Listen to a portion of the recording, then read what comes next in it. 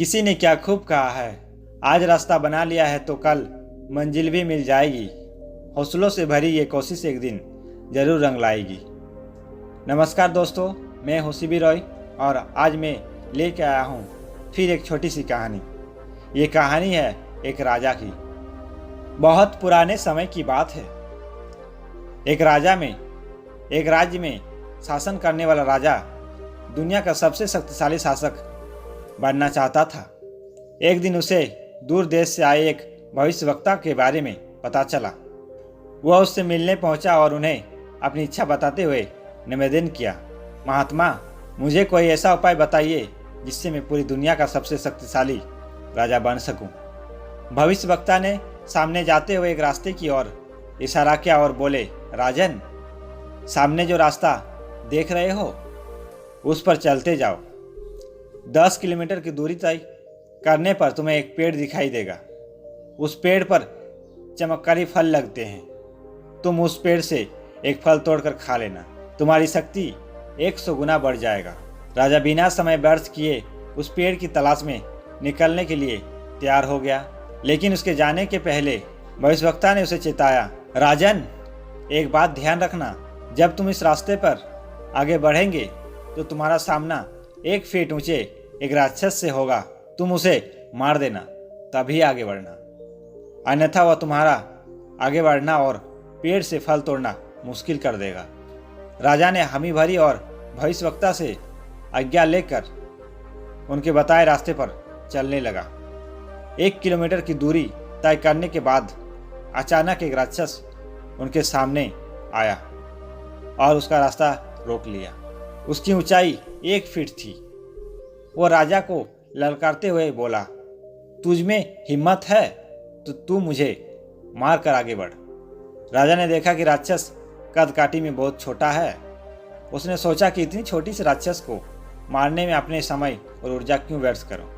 वह उसे धकेलकर बिना मारे ही आगे बढ़ गया। वो आगे 1 किलोमीटर ही चल पाया था कि वह राक्षस फिर से उसके सामने आ गया। इस बार उसकी ऊंचाई 2 फीट बढ़ गई थी।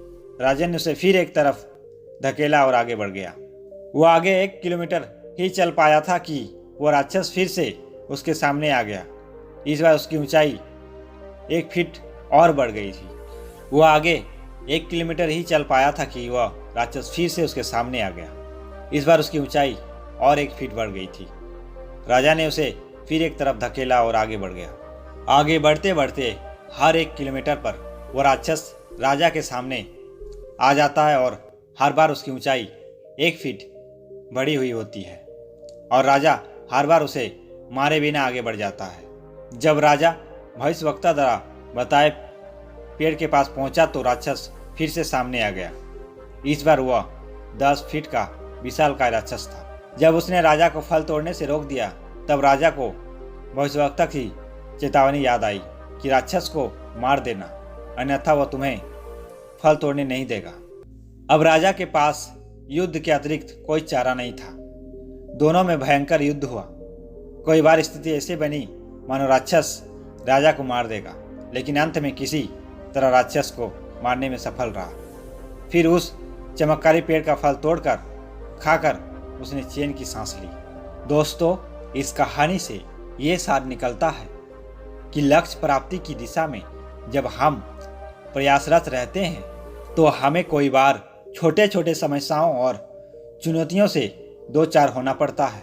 हम अक्सर उन्हें छोटा या तुच्छ जानकर नज़रअंदाज कर देते हैं और उनका निराकरण नहीं करते। फिर धीरे धीरे वही समस्याएं और चुनौतियां बड़ी होती चली जाती है। एक समय ऐसा होता है जब उन्हें नज़रअंदाज करना संभव नहीं हो पाता और वे हमारे लक्ष्य प्राप्ति के मार्ग का रोड़ा बन जाती है। कई बार इस रोड़े को पार कर पाना हमारे बस के बाहर हो जाता है और कई बार उन्हें सुलझाने में हमारा बहुत समय और ऊर्जा बर्बाद हो जाता है। बाद में हम पछताते हैं कि हमने पहले उसका समाधान क्यों नहीं निकाला। लेकिन बाद में पछताने से बेहतर है कि समस्याएं शुरुआत में उस वक्त ही सुलझा ली जाए जब वो छोटी हो।